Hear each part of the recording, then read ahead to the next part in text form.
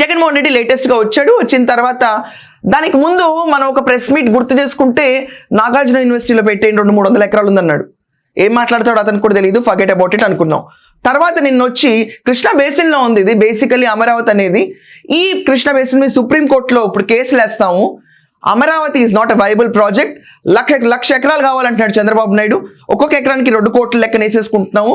So 2 లక్షల కోట్లు ఏంటి ఇది? This is not a viable project. Amaravati అసలు క్యాపిటల్ ఏంటి? క్యాపిటల్ అనేది సీఎం ఎక్కడెక్కడ వెళ్తా ఉంటాడో అక్కడక్కడ క్యాపిటల్ వెళ్తా ఉంటుందని చెప్పాడు.